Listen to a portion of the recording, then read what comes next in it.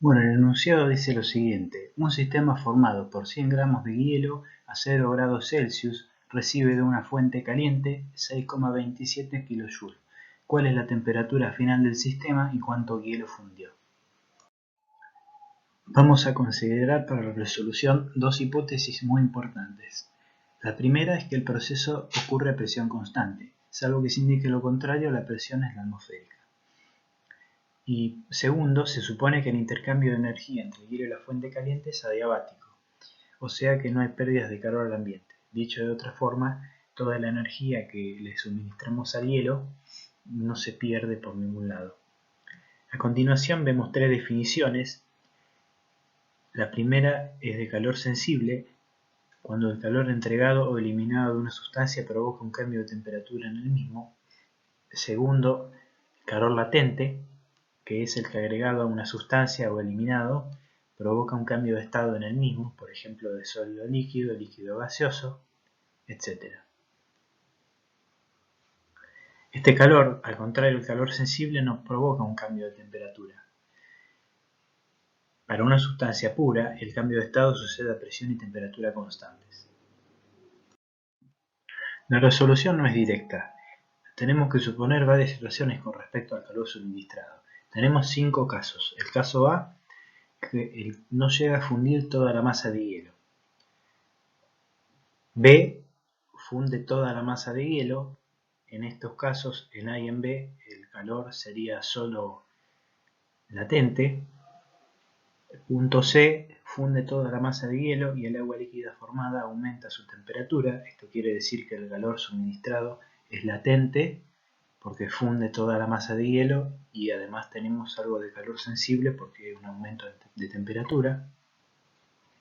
El punto D, funde toda la masa de hielo y el agua líquida formada aumenta su temperatura hasta el punto de ebullición normal, o sea que tenemos dos cambios de estado, de sólido a líquido, luego calor sensible de 0 a 100 grados Celsius y luego calor latente para cambiar de estado. Y por último, el punto E, que sigue al punto D y además hay un aumento de temperatura por encima de los 100 grados Celsius, o sea que el calor sería de tal magnitud que alcanza para dos cambios de estado y encima seguir elevando la temperatura. Todas las suposiciones de la diapositiva anterior se pueden explicar mirando el diagrama presión-temperatura del agua, también llamado el diagrama de fases del agua. En este caso nosotros comenzamos con agua sólida, presión 1 atmósfera y a 0 grados Celsius, ¿no? Estamos en este punto que estoy marcando. A medida que nosotros entregamos energía,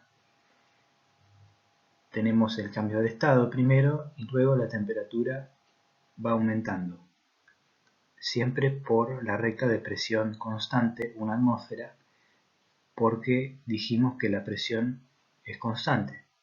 Entonces, tenemos primero calor latente para cambiar de estado, luego calor sensible para pasar de 0 grados a 100 grados, calor latente para pasar de líquido a vapor, y si seguimos calentando vamos a tener el agua a 1 atmósfera a más de 100 grados Celsius.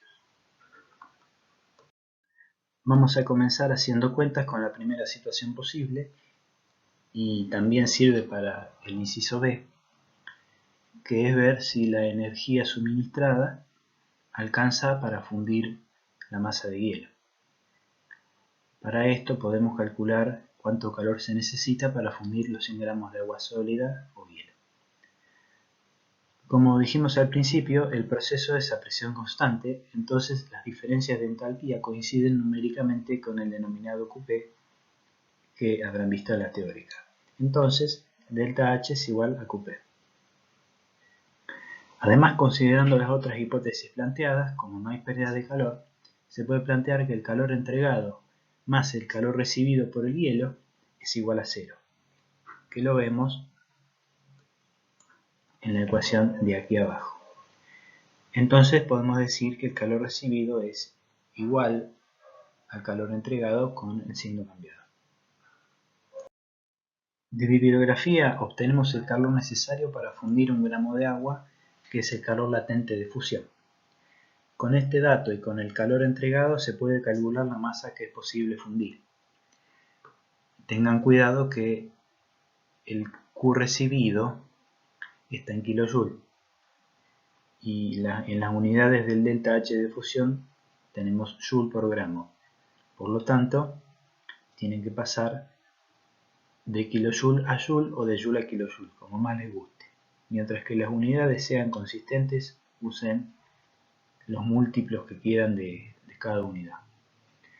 Por lo tanto, despejamos la masa de hielo que es posible fundir, que es igual a Q recibido sobre delta H de fusión, y nos da 18,8 gramos.